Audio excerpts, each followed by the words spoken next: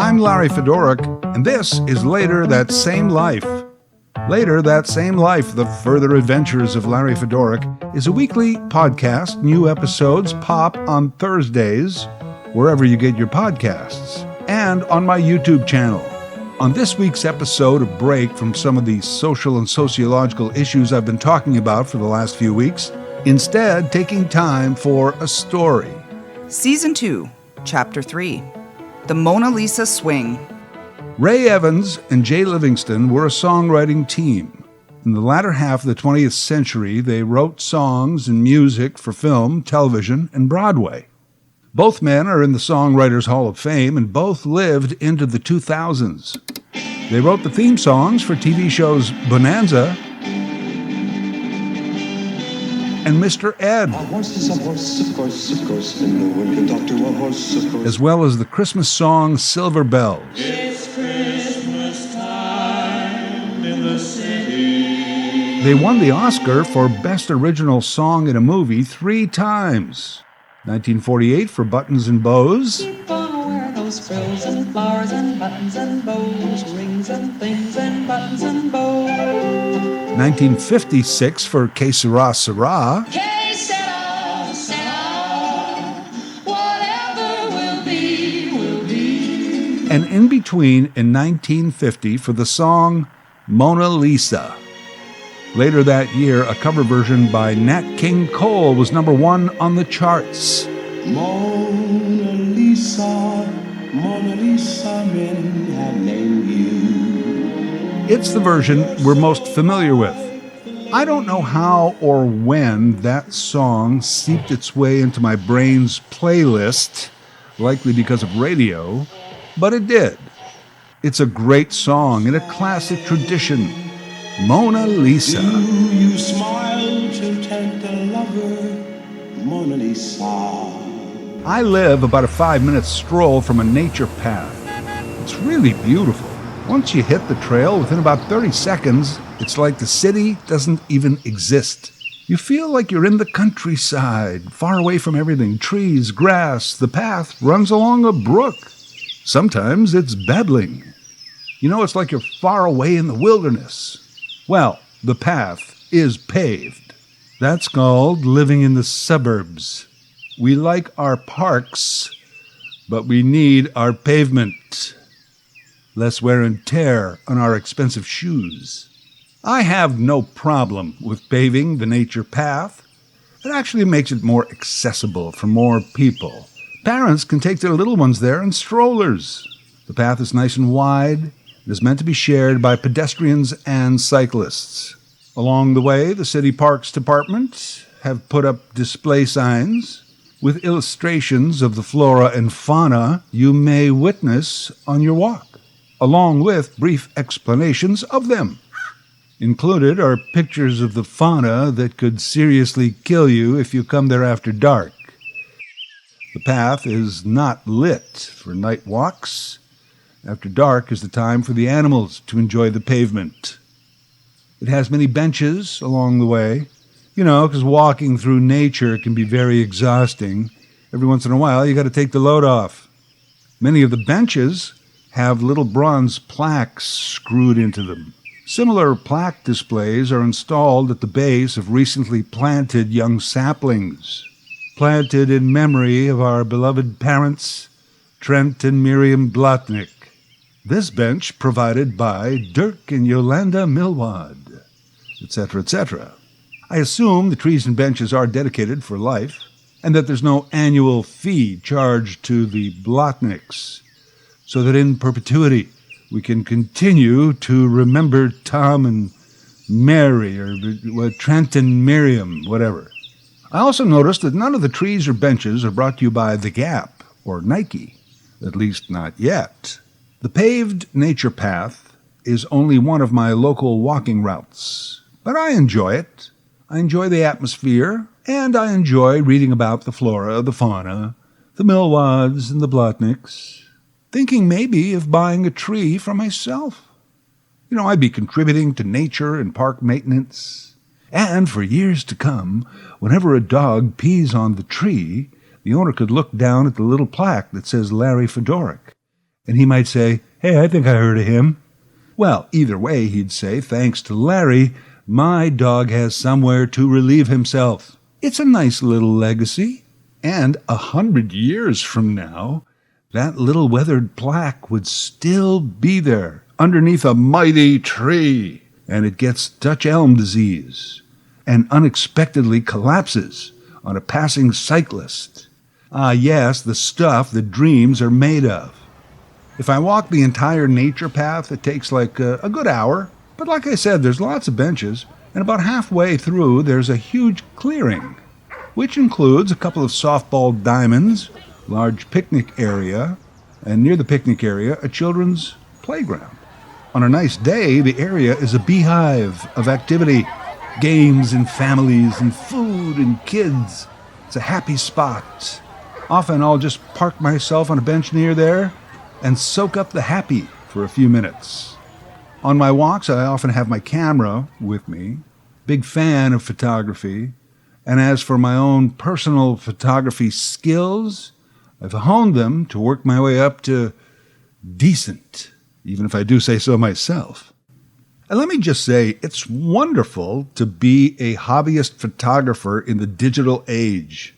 Once you've purchased your equipment, the rest is free. No film to buy, no processing to pay for. Even with that, I'm still considered old school because I love a traditional camera, as opposed to just using my phone. On my walks, I rarely even take my phone with me. I want to communicate with no one else but nature. And nature doesn't even own a phone. The problem with digital is you end up being less discriminating. With film, this is how many shots you can take on a roll. This is how many rolls you have. This is what it's going to cost to turn them into pictures. With digital, unlimited. Take a picture of everything. Take several. Most of my photos end up being just for me. It's better that way. Hi, this is Larry. Listen, I just took 32 shots of a ladybug. Would you like to come over and tell me which one you like best? What? You're busy? Oh, okay. No worries. Another time. Ah, yes, Mona Lisa. One day not too long ago, I was on the nature path for my walk. Beautiful sunny day. Sat down on a bench near the playground, and I was particularly taken by this dad pushing his young son on the swing. Brought back some great memories of taking my kids to the park when they were that age. Started to think about youth and young people falling in love, starting a family, and at some point coming to the realization that you weren't really prepared properly for any of this, and you did your best. These were the good parents, though, taking time out of their Saturday to take the kids to the park, maybe have a picnic, make memories that would last a lifetime. Dad was standing in front of his son, a toddler, gently pushing him a bit as he swung back and forth, back and forth, back and forth. Then, through the din of it all, I could hear the swing squeaking as it went back and forth. E, e, e, e, e, e, e, e. Sounded musical, like notes on a scale. Da, da, da, da. I don't know. Da, da, da, da. Yeah, I don't know. Then it dawned on me. That sounds like a song. A song I know. What song? It's that, it's that song. The song that goes da, da, da, da. Oh, it's it's Oh, come on, brain. My brain had apparently stored too many wave files. My search engine was slow. I guess I had filled my RAM with garbage. This song itself was likely somewhere deep in the cache. But the processor was sluggish. Probably due to too much wine last night. I will never think of it. Mona Lisa! Mona Lisa! It's that song Mona Lisa, da da da da. That old song I always loved. Wow, how did I ever come up with that on my own? I was proud of myself for a second. I started to hum the entire melody in my head. I only remembered the first 2 lines of the song lyric. Mona Lisa, men have named you. Da-da-da-da, smile. Oh, yeah, that's Mona Lisa. Here was this swing making the first 4 notes, which are only actually 3 different notes, so that's pretty remarkable, because the swing is only going back and forth, then back and forth. It should only make 2 squeaky notes, 1 forward, 1 back, but it was altering slightly. A note going forward, a different note going back, yet a different note forward, then returning to the first note going back. Do you realize how strangely amazing that is? Oh my gosh, I have to record this. Right, no phone. I guess I could ask somebody else to record it on their phone, then give them my email. No, that's no good. Just a minute. I have an expensive digital camera. It's got a video option on it, but does it have a microphone? I looked it over. It didn't appear to have one. Plus, when a stranger points a camera at children playing at a park, well, that's just not a good scene or an outcome for anyone. I figured I at least got to tell someone. Get a witness. I'll run over and tell the dad. Nah, see, he probably wasn't even born before the last time that song was played on oldies radio. There was an older guy down the bench from me, but somehow he didn't look like he'd know it, or if so, appreciate the moment. Yeah, I profiled him, but I went with my instincts. Ultimately, I decided that this was not a moment that would be recorded for all of time, but rather a moment just for me and me alone. Right here, right now. I sat back and listened to the music. The first 4 notes, at least, of that great song, Mona Lisa, as played on the swing set. The Mona Lisa swing. It was pretty cool.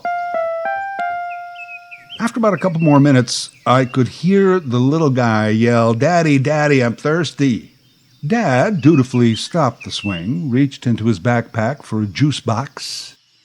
The kid took a couple of hits off the juice box. Dad put all the stuff down and started pushing him again. Gone. Mona Lisa was gone. Vanished into thin air. Not even replaced by another tune. Just a series of entirely different squeaks that didn't amount to any melody I could discern, or that even likely ever existed. Truly was just my moment. And it was apparent that I was the only one that heard all of this. But hear it I did.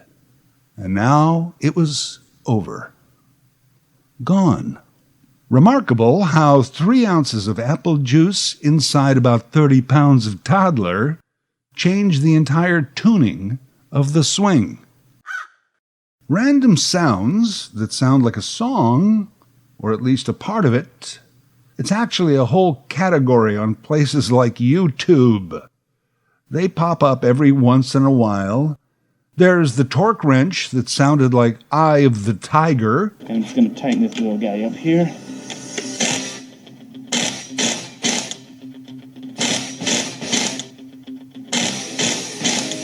A clothes dryer that sounds like Missy Elliott's 1 Minute Man.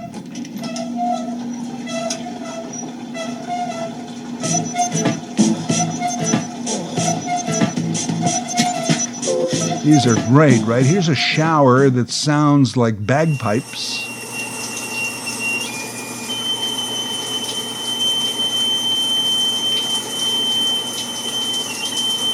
That'd be annoying every morning, huh? I might switch to baths.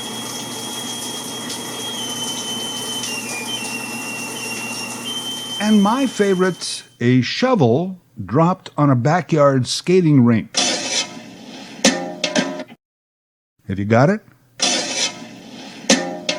Here it is.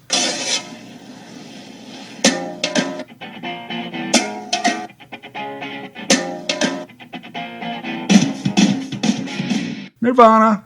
Smells like Teen Spirit. There's a ton of these. The Mona Lisa Swing not among them, because I did not record it. Nothing to post. Who knows, if I had, I might have been a YouTube sensation. On the other hand, I think it's kind of cool that this ended up being something that was just for me. I mean, I guess it's possible that there was someone else on the other side of the playground who may have heard it and we've just never met, but more likely, it was just me. My memory, my story. Not everything has to be shared with everyone. Now, granted, I am sharing the story now here in a podcast, but I'm not part of the demographic that constantly captures my day-to-day activity on my phone and then shares it with the rest of the world. That phenomena is an odd consequence of the global connection. Here's something you may not know. You know, when you sign up on those sites and you scroll to the bottom to click the accept terms box without ever having actually read them, well, within the terms, there is nothing that obliges you to post everything you see. And when someone else does, there's no rule that says you must comment or even add some emoji for that matter. So that's lesson one for me that I learned from the Mona Lisa Swing. Some things can be just for you. Lesson two is that I heard it. Yeah, that's it. Yeah, I mean, it was a busy, active park area, and I heard it. It's not that I notice everything every day, but somehow I manage to notice a lot of things. And I'm also cursed to remember them. Often when I tell one of these stories to somebody, they say to me, "Oh, Larry, all the weird things happen to you. I never have anything like that happen to me." And I always think, yeah, you probably do. You just didn't notice. Because these things are out there every day. You just have to notice them for yourself. Take yourself out of yourself. Keep your eyes and ears open.